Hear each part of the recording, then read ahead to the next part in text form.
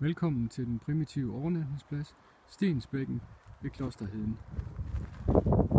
Pladsen er markeret af en enkelt pæl ved siden af vejen. Her går man ind, og et lille stykke ind møder vi pladsen.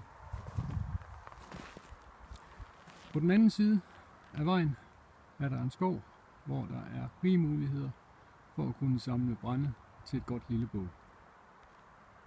Lad os gå ind og se pladsen.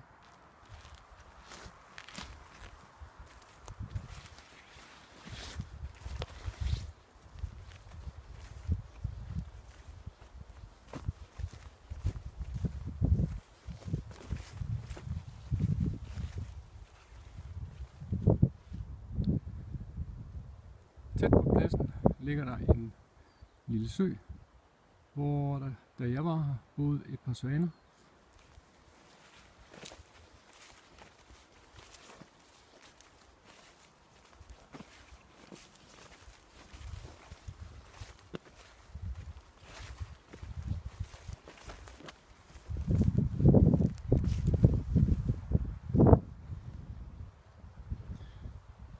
Der er masser af beviser på, at bæverne er lige her omkring. De har lavet dæmninger og broer faktisk lige neden for pladsen ved Stensbækken. Her er der også råvildt.